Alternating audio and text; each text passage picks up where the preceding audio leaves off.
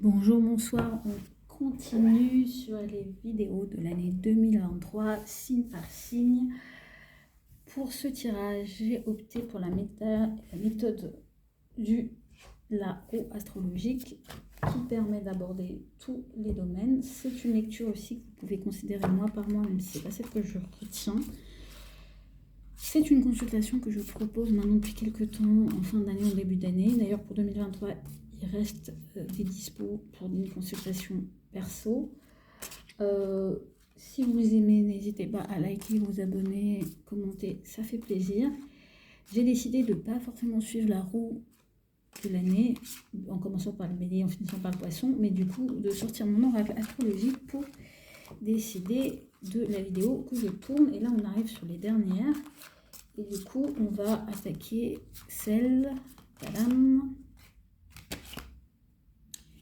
des Gémeaux. Voilà, donc je fais le tirage. On découvre au fur et à mesure ensemble ce que ça raconte pour les Gémeaux en 2023.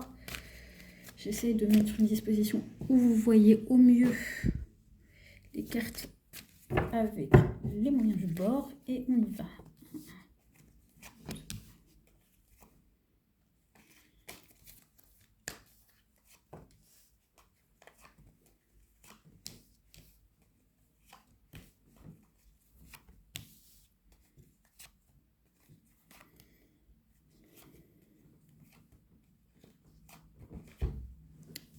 Et on ajuste un petit peu pour mieux voir.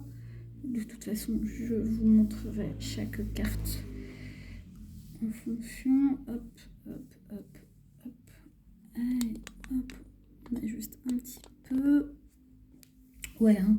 On fait ça en live, en direct, sans chichi, mais avec de l'inspiration, de l'intention et du sérieux. Donc, bien sûr, pour chaque maison, je vais vous préciser quel domaine il s'agit. On est dans une logique qui relève celle du thème, donc 12 maisons, 12 signes, 12 maisons, 12 secteurs d'activité qui, du coup, balayent l'ensemble de votre existence et tous les sujets qui concernent la vie sur cette terre. Voilà. Et du coup, on part avec la maison 1, qui est la maison du soi, du corps, de l'image que vous allez renvoyer pendant cette année 2023. Et c'est l'as d'épée. Donc, beaucoup de clarté. Vraiment, et je pense que même vous allez avoir des nouvelles idées. Donc, il se peut que vous canalisiez des nouvelles idées, que vous soyez vraiment dans une très grande clarté par rapport à l'extérieur, par rapport à ce qu'on peut attendre de vous. Il ne va pas y avoir de filouterie au niveau de ce que vous avez à dire, à penser. Il n'y aura pas de stratégie. Vous allez être vraiment dans une espèce de vérité importante et en tout cas dans beaucoup de clarté. Donc on va dire que vous n'allez pas... il n'y aura pas d'embrouille, entre guillemets. Il n'y aura pas ni la faculté de vous embrouiller, ni vous d'embrouiller ou d'être dans de la confusion. Donc c'est très aiguisé et c'est très inspiré tout ça. Et c'est comme ça qu'on vous perçoit, donc on peut aussi faire appel à vous pour mettre de la clarté dans les situations. Maison 2, c'est la maison des ressources, de l'argent, des valeurs, de ce qui nous ressource, la matérialité, maison du taureau. Et on a l'énergie du pendu. Alors c'est très intéressant, parce que du coup c'est une énergie où on peut changer de perspective par rapport à tout ce qui est relatif à l'argent, on peut lâcher prise aussi. Donc ici, si on a des Gémeaux qui avaient tendance à garder, à capitaliser, à stresser par rapport à ça, ou avoir une gestion, ou au contraire une gestion très dépensière, il y a une inversion, on va dire, un retournement de situation qui vous permet d'adopter un autre point de vue qui du coup est nécessaire à l'heure actuelle. C'est aussi un domaine dans lequel vous pouvez être amené à recevoir, à capitaliser sur des choses que vous avez déjà faites. Ça peut aussi marquer un domaine où il n'y aura pas vraiment de mouvement, ou peut-être des choses que vous voulez bouger, c'est peut-être pas l'année pour les bouger. Mais disons que ça reste un domaine important et c'est un domaine aussi sur lequel vous devez lâcher prise. Donc il y aura peut-être des arbitrages à faire ou peut-être que vous ne pourrez pas maintenir deux situations ou plusieurs positions et qu'il faudra que du coup aussi suivre un peu le mouvement. Mais c'est un domaine important parce qu'on a quand même un arcane majeur. Donc voilà, en tout cas il y a vraiment un changement de perspective dans ce domaine-là, dans le domaine matériel.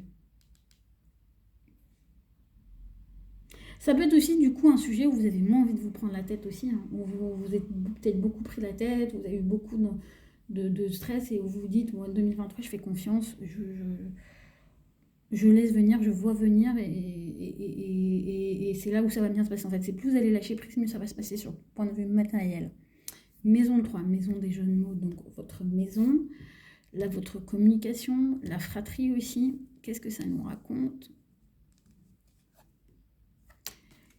Et ben le 4 de denier. Alors je crois que c'est la première fois que je l'ai. De tous les tirages, il y a vraiment une certaine stabilité, vraiment une volonté de ne pas faire bouger les lignes par rapport à votre manière de communiquer. Donc ça c'est intéressant parce que du coup, vous allez apparaître comme plus clair aux yeux des autres, mais vous, quelque part, vous n'allez pas forcément beaucoup changer votre manière de communiquer. Vous allez chercher beaucoup de stabilité, donc vous allez plutôt être dans des échanges, dans une communication qui vise à maintenir l'équilibre, à maintenir la stabilité. Donc c'est vrai que du coup, vous pouvez avoir une posture beaucoup plus sage, beaucoup plus posée, surtout si ça concerne des échanges qui du coup mettent en cause ou sont en lien avec votre situation matérielle, vous pouvez adopter une posture très conservatrice aussi par rapport dans votre communication. Donc être un petit peu dans un statut, de pas forcément faire beaucoup bouger les lignes et aussi peut-être de garder des choses pour vous. Et, euh, et, euh, et de rester campé sur des positions ou sur ce que vous considérez être la bonne manière d'aborder certains sujets. Donc il n'y a pas forcément une grande ouverture vis-à-vis des autres au travers de votre communication. C'est un petit peu, voilà ce que j'ai à dire et pas forcément très ouvert à entendre ce que l'autre a à dire, mais pas avec cette notion de conflit parce que finalement ça sera fait dans une énergie qui est suffisamment posée pour qu'elle ne soit pas sujet à discussion. Le famille, le foyer, la maison, ce qui vous constitue intérieurement en profondeur, vos héritages et vos racines. Page d'épée. Du coup, c'est intéressant parce que c'est un domaine où vous allez innover, où vous allez avoir vraiment de la curiosité. Il peut y avoir pas mal d'échanges en famille, pas mal de communication, de la vivacité, vous pouvez avoir de la curiosité par rapport à ce sujet. C'est très léger, c'est une maison qui est ouverte, enfin, qui reçoit une énergie assez légère. Vous avez besoin aussi de vous ouvrir à d'autres choses. Donc il y a peut-être des fonctionnements auxquels vous avez mettre un terme où vous allez chercher des idées pour fonctionner autrement, pour avoir une autre manière de vivre votre histoire familiale, votre héritage, la manière dont vous vous appréhendez intérieurement, la manière dont vous vivez le quotidien. Vous allez peut-être alléger des choses, ou en tout cas chercher à expérimenter de nouvelles choses parce que vous allez avoir la curiosité sur ce qui se fait, sur ce qui se fait pas, sur la manière de vivre, même sur la manière de gérer, enfin de vivre la famille, de vivre le foyer et du coup de mettre en pratique des nouvelles choses en fait. Très intéressant, c'est pour moi l'énergie du page d'épée, elle peut être très liée à l'énergie du Gémeaux. Donc, vous allez pouvoir peut-être pleinement exprimer votre énergie de Gémeaux dans votre foyer, avec votre famille. Donc, il y a un gain de liberté pour moi. Maison 5, l'affect, les histoires amoureuses, la créativité, les projets, le rapport aux enfants ici. Intelligent, on a encore une énergie de page, donc de bâton. Donc pour moi, là, on est vraiment dans des énergies nouvelles, nouvelle créativité, nouvel élan. Aussi la nécessité de canaliser. Hein. Donc il se peut qu'on ait besoin de canaliser sa créativité pour, non pas pour la brider, mais plus pour lui donner une orientation pour qu'elle puisse du coup aboutir à quelque chose. Ça peut être aussi du coup un rapport avec les enfants où il va y avoir besoin de canaliser. Euh, voilà, les enfants. Au niveau des relations affectives, ça peut indiquer un démarrage, quelque chose qui est où cette zone-là qui reprend vie, qui est nourrie d'un nouveau feu, d'un nouvel élan, d'un nouvel enthousiasme, où on retrouve du plaisir. C'est aussi l'énergie du plaisir et la créativité. Donc dans les loisirs, on peut retrouver du plaisir à des nouvelles choses, ouais, on a envie de s'amuser pour moi, on a envie que ça pétille. C'est ça que j'entends, que tout ce domaine-là, la créativité, le flirt, le rapport aux enfants pétille, soit nourri de quelque chose de neuf, de vivant. Cette notion de vivant. Le travail, le quotidien, votre organisation, c'est la maison des vierges. Alors c'est intéressant parce qu'on retrouve du coup de l'épée et la reine d'épée. Donc c'est très marrant parce que jusqu'ici on a quand même une majorité d'éléments R qui est votre élément en lien avec votre signe. Donc dans votre travail, dans votre quotidienneté, vous allez être au cordeau. C'est-à-dire que ça va vraiment être très carré, très clair, beaucoup de recul, beaucoup de discernement, beaucoup de planification. Pour vous le travail ça va... Voilà, vous allez être super objectif, vous allez faire en sorte que ça roule. C'est un domaine où vous n'allez pas vouloir avoir de drama, où vous n'allez pas vouloir vous poser 1000 questions. Euh, A égale A, B égale B et pas autre chose. Donc beaucoup de clarté. Vous voyez, c'est marrant parce que tout ce qui relève un petit peu de l'intériorité, pour moi, c'est beaucoup de clarté, beaucoup de choses posées, de choses carrées, de choses qui sont maîtrisées. Et même, et j'ai envie de dire, même sur l'énergie un petit peu du valet de bâton, on va dire qu'elle est... elle est plus à vivre et entendue pour 2023 comme une énergie qu'on canalise, qu'on se réapproprie. Mais j'ai ce côté très centré, rassemblé, posé pour vous les Gémeaux en 2023. Les partenariats, les relations affectives et amoureuses, ce qui vous lie aux autres, ce qui vous met en rapport et du coup à mettre en rapport avec ce fameux As d'épée.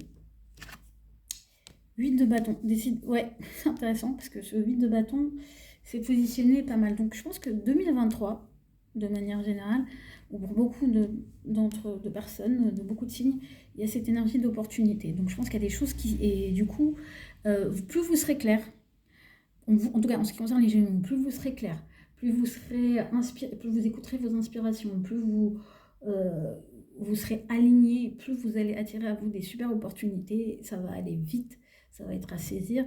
Ça peut être... Alors, ce qui est intéressant, c'est que moi, là, avec votre signe, je le ressens aussi comme... Vous allez aussi vous créer beaucoup d'opportunités. Vous allez aussi des choses pour lesquelles peut-être jusqu'ici, vous aviez tendance à laisser venir, c'est peut-être vous qui allez les provoquer. Et je pense aussi, et vous voyez, avec cette maison, cette énergie en 3, avec le 4 de denier, je pense que en fait, vous allez vous sentir suffisamment stable, vous allez vous sentir suffisamment clair pour du coup initier des choses et provoquer des opportunités. Pour moi, il y a beaucoup de provoquer le hasard. Il se peut du coup aussi que vous soyez pour réussir à mener à bien des choses, des projets, des partenariats, des relations. Vous y allez un peu au culot. Hein. Moi, j'ai vraiment cette énergie-là pour vous qui ressort avec celui de bâton en ce qui vous concerne. Donc, de l'audace, toujours de l'audace, encore de l'audace. C'est ce que je ressens hein, dans tout ce qui est lié au partenariat, relation partenaire au partenariat. Donc, je sens que ça... Enfin, pour moi, là, je sens que 2023, c'est une énergie quand même qui cavale. Hein. Je sais pas pourquoi, mais j'ai vraiment ça. Très jeune, très dans l'effervescence. Et même si j'ai l'énergie du pendu en maison 3, on a quand même... Et ça, où ça peut paraître un peu figé, j'ai quand même cette énergie de... Ça pulse, voilà. La maison 8, la maison des crises, la maison des transformations, c'est intéressant parce que vous avez un joli 9 de coupe, donc je pense que les transformations et les crises que vous allez passer, et qui sont aussi en lien avec la sexualité, ça va plus être des moments de transformation qui vont vous permettre de vous rapprocher de ce que vous souhaitez. Donc c'est presque toutes les transformations que vous allez traverser en 2023, vous allez plutôt les accueillir comme un moyen d'accéder à ce que vous voulez et pas comme des coups du sort. Donc j'ai envie de dire, vous allez accueillir les transformations, les crises, les choses qui bougent avec plutôt les... Et du coup c'est assez intéressant parce que Autant je pense que vous allez lâcher prise sur des choses très matérielles pour vraiment embrasser les transformations et en même temps ça sera rendu possible. Donc c'est peut-être parce qu'il y a des choses qui sont en place et sur lesquelles vous pouvez capitaliser que du coup vous aurez le temps d'accorder du temps quelque part à vos transformations et dans l'optique d'arriver à des choses qui vous tiennent à cœur, dans lesquelles vous avez envie de vous réaliser. Donc j'ai envie de dire transformations qui sont comme des souhaits. Donc ça peut être chez les Gémeaux, il peut y avoir cette énergie, vous voulez qu'il y ait des choses qui se transforment, et du coup vous êtes prêt à passer par cette transformation-là, et quelque part vous l'appelez, pour moi, il y a comme un souhait de transformation chez vous. Et du coup il est répondu. La maison 9, c'est la maison des enseignements, la spiritualité, de l'étranger, des connaissances aussi. Donc en 2023, c'est marqué par le diable. Oh, intéressant. Parce que je pense qu'il y a un tri nécessaire dans les informations que vous allez chercher à l'extérieur. Et je pense que c'est aussi pour ça que du coup, dans votre communication, tout ça, vous allez très dans la mesure, parce que peut-être que vous allez rentrer en contact avec des choses que vous ne connaissez pas, avec des nouvelles connaissances, avec des nouvelles énergies, avec de nouvelles croyances, de nouvelles formes, et que vous allez vous dire, vous allez sentir qu'il y a un truc qui cloche. Et du coup, vous allez peut-être approcher de près des choses qui jusque-là vous faisaient peur, en termes de connaissances, en termes d'énergie venant de l'extérieur. Et du coup, et c'est marrant parce que pour moi, c'est plus votre manière de l'appréhender que la réalité des faits, mais gardez ça quand même en tête, que vous devez garder beaucoup de lucidité et de discernement sur éventuellement ce qu'on vous raconte. Ça peut être aussi que vous pouvez mettre beaucoup de passion dans de nouveaux apprentissages, une forte volonté dans le fait d'accéder à des nouvelles connaissances. Faut que ça se fasse vraiment avec un esprit très clair et dans l'idée pas forcément de chercher à vous remettre en cause ou à remettre en cause des choses pas qu'on vous a transmis, mais pour moi, ouais, il y a vraiment l'accès à des nouvelles connaissances que vous avez vraiment cherchées et on vous demande de vraiment faire ça en bonne intelligence et d'être... ouais, vous pouvez avoir une soif, voilà ce que je sens, une soif de connaissances, mais qui du coup vous pousse à aller vers des choses qui sont peut-être euh, pas déstabilisantes, mais qui peuvent vous déstabiliser en fait, mais accueillez-les et sachez garder beaucoup de discernement et être très honnête avec ce à quoi vous accédez. Du coup, en étant très objectif, quand même. Hein. Important. Vous voyez, c'est la deuxième arcane majeure, donc je pense que au niveau des connaissances, il peut vraiment y avoir des révélations, y compris des révélations de choses qui sont pas très claires et du coup qui vous donnent un autre regard sur le monde extérieur et sur ce qui vous entoure et sur ce que vous ne connaissez pas. Ouais. Maison 10, ambition, place dans la société, maison du Capricorne. Du coup, c'est intéressant parce que du coup, juste à côté de cette maison, vous avez la carte l'arcane majeur qui dans le tarot représente le Capricorne. Donc il peut y avoir aussi une soif de connaissance parce qu'il y a une soif d'accéder à un autre statut, mais on va regarder ce que ça nous dit. Ah bah, je devais le sentir venir, puisqu'on a un autre arcane majeur, et cette fois, c'est l'arcane sans nom. Donc pour moi, c'est une année où vous allez vraiment... Moi, je pense que vous allez mettre beaucoup d'énergie dans le fait d'accéder à de nouvelles choses, d'enfin accéder à des choses qui ne vous sont pas connues, à l'inconnu, en fait, à des choses qui sont loin de votre stabilité, de votre petit monde, et pour ça, vous êtes prêt vraiment à... Ouais, presque vous brûler et du coup à vous transformer profondément. Vous voyez, quand je vous disais que la transformation c'était quelque chose qui était un souhait, parce que oui, parce que je pense que vous voulez exister autrement dans le monde et sortir. Vous voyez, il y a des papillons sur cette carte. C'est-à-dire, vous me dites, je suis arrivée à la fin d'un film, je veux naître autrement, je veux être perçue autrement dans le monde extérieur. Je veux d'autres ambitions pour moi, je veux une autre place. C'est fort, hein, c'est pour ça que je sentais beaucoup d'énergie, beaucoup d'effervescence, mais en même temps quelque chose de cadré, parce que derrière ça, il y a de la volonté. Pour moi, il y a de la volonté avec le diable, et même l'arcane sans nom, c'est l'arcane lié au scorpion, et il y a quand même une forte volonté dans ces énergies-là. On va y aller, on va y aller. Les projets, le collectif, la communauté, les amitiés. 7 de bâton, je dirais que Alors, avec le 7 de bâton, quand je vois les énergies qui précèdent, je dirais que c'est un petit peu secondaire pour vous et que ça peut être même des choses qui vous agacent, qui vous perturbent, qui viennent interférer. Je dirais que vous n'allez pas forcément beaucoup avoir envie de vous investir dans des groupes ou dans des amitiés. Non pas que vous allez... Ce qui est en place, mais j'ai l'impression que c'est pas quelque chose dans lequel vous voulez mettre de l'énergie. En tout cas, certainement pas s'il faut se battre pour se faire une place ou genre créer une amitié, ou même si pour je sais pas, monter un projet ou montrer quelque chose ou participer à quelque chose qui concerne le collectif. Si vous voyez qu'il faut jouer des coudes, vous allez dire c'est sans moi, j'ai autre chose à faire. Bien plus important qui se joue au niveau des choses nouvelles pour moi, des connaissances et de ma volonté de transformer ma place dans la société que de m'impliquer dans des choses qui finalement me touchent de manière secondaire, indirecte. Et y compris, du coup, ça peut être aussi avoir des amis autour de vous qui sont un petit peu perdus, mais que vous allez pas forcément suivre, on va dire, dans leur égarement. Dernière carte, maison douce. C'est la maison qui finalise, qui vous indique la leçon, qui ouvre aussi la suite. Et on a le 4 de bâton, donc pour moi, il y a vraiment... Ouais, c'est une année de passage. Vraiment, vous voyez, il y a à la fois des cartes très fortes, et pas tant que ça, mais en même temps, elle indique que c'est vraiment une année de passage pour vous. Moi, j'ai ce truc-là de... Je franchis un cap, je me célèbre, je sais que je suis en train de toucher au but dans plein de sujets, et je veux que... voilà, je veux prendre presque... Pour moi, il y a cette idée de prendre la pleine mesure de qui vous êtes. Et pour ça, vous êtes prêt à certains sacrifices d'un point de vue de ressources et à oser vers des choses que vous ne connaissez pas, et à presque affronter vos croyances, vos peurs, hein, la peur du diable, la peur des choses inconnues, pour accéder à une nouvelle place dans la société. Je vous dis à bientôt, likez, commentez et n'hésitez pas à partager.